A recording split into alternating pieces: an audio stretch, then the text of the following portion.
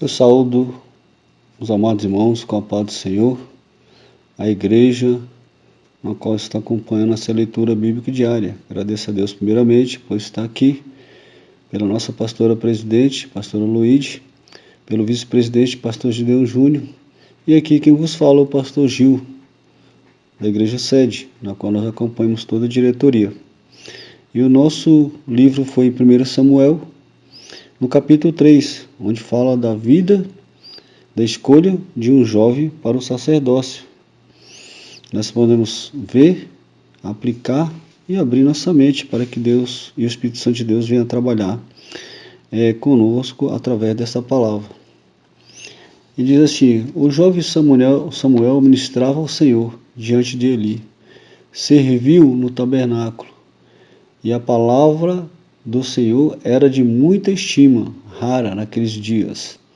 Não havia visão manifesta, embora palavras proféticas tivessem sido dadas como testemunhos nos últimos capítulos. Ainda assim, o ofício de profeta ainda não havia sido estabelecido. De fato, Samuel seria o primeiro a desempenhar este ofício. Ao levarmos em conta que o sacerdócio era corrupto, a nação em geral nessa época estava sem liderança espiritual. Então nós podemos ver uma escolha do próprio Deus através de um jovem que se dedicava e trabalhava na sua casa. E aconteceu um dia em que estava Eli deitado em seu aposento, quando os seus olhos começavam a escurecer-se, pois não podia ver, era noite. E além disso, Eli estava quase cego, e ainda não havia se apagado a lâmpada de Deus no templo do Senhor. Isso significa que o candelabro de ouro, que devia ser reabastecido com azeite tanto pela manhã como à tarde, às 9 horas ou às 15 horas. Obviamente, ainda não tinha sido abastecido, negligenciado, na qual estava a Arca de Deus.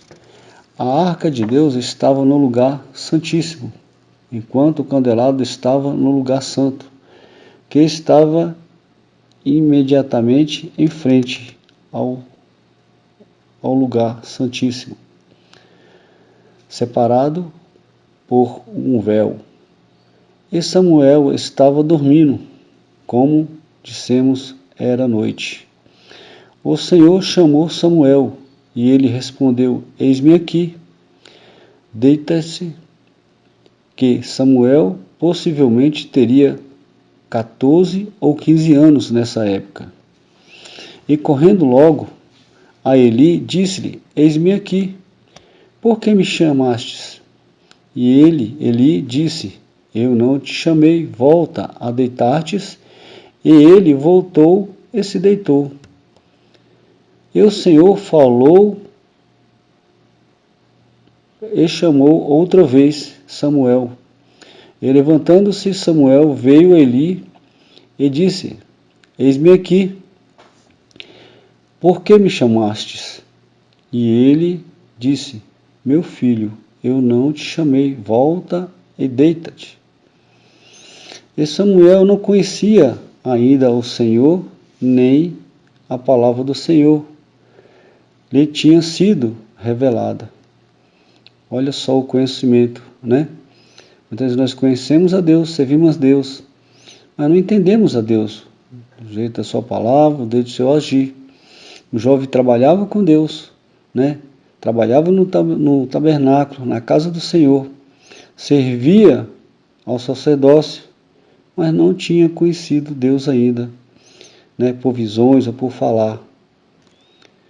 Significa que o jovem não conhecia ainda o Senhor quanto à salvação, mas sim que ainda não o conhecia quanto à voz profética situação estava por mudar muito em breve.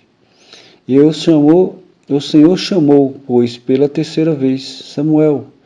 E ele, levantando-se, veio a Eli e disse-me: Eis-me aqui, por que me chamastes? Então Eli entendeu. Eli, com o entendimento que tinha, logo se esclareceu sobre esse assunto, né? Que era Deus. E aí onde vem o sacerdote, onde vem a sabedoria, e podemos ter essa indicação que é de Deus, o que é de Deus, se foi Deus ou se não foi Deus. E aqui entendeu Eli que era o Senhor que chamava o jovem. Agora o Senhor se revelava a Israel, mas por um menino. E disse-lhe a Samuel: Vai, deita-te, e te chamar dirás: Fala, Senhor, o teu servo ouve. E assim se foi Samuel, e se deitou no seu lugar. Com tudo isso, sabemos que Eli conhecia os caminhos do Senhor, mas não tinha andado sempre nesse caminho. E veio o Senhor e se pôs ali, e chamou como das outras vezes, das últimas 3 vezes, Samuel, Samuel. Esta é outra prova que Jeová do Antigo Testamento é Jesus. Do Novo Testamento são um ou mesmo. O que disse Samuel, Samuel, era o mesmo que disse Marta, Marta, e Simão, Simão. O estilo revela o autor. Então Samuel disse: Fala, que o teu servo ouve. E o Senhor disse a Samuel: Eis que farei eu uma coisa em Israel, e quem a ouvir retimirão ambos os ouvidos. Embora a palavra do Senhor estivesse demorando alguns anos, em últimas instâncias seria cumprida, e aconteceu tudo exatamente como o Senhor disse com a derrota de Israel na batalha da captura da Arca do Concerto pelos filisteus. E ele disse a destruição do santuário de Siló. Naqueles dias eu despertarei contra Eli todas as coisas que tenho dito sobre a sua casa, desde o começo até o fim. Com arrependimento apropriado, poderia Eli ter mudado o curso desses eventos. O verdadeiro arrependimento sempre muda todas as coisas. Alguns julgamentos poderiam ter sido impostos, mas seria sido diminuído enormemente. Pois eu já lhe tenho dito que castigarei a sua casa para sempre, por causa da iniquidade de que ele tinha conhecimento quando os seus filhos foram atraídos sobre si maldição, e ele não se os refreou. Estas mensagens foram advertência, mas, apesar da advertência, não há registro de que ele tenha mandado em nada, porque provavelmente a maior razão que foi a incredulidade. E, portanto, jurei à casa de Eli que jamais será expiada a iniquidade na casa de Eli, nem com sacrifícios, nem com ofertas de alimentos. O sacrifício, por mais bíblico que fosse, não teriam feito se não houvesse arrependimento. E o mesmo aconteceu na atualidade.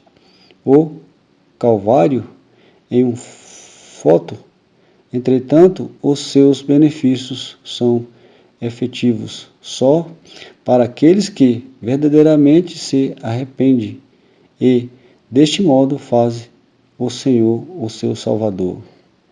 Que Deus possa abençoar, que Deus possa abrir seu entendimento com a palavra do Senhor. Nós vemos aqui que Eli tinha errado contra Deus, falhado contra Deus. E muitas vezes nós servimos a Deus e deixamos de fazer, ou de praticar, ou de adorar o Senhor.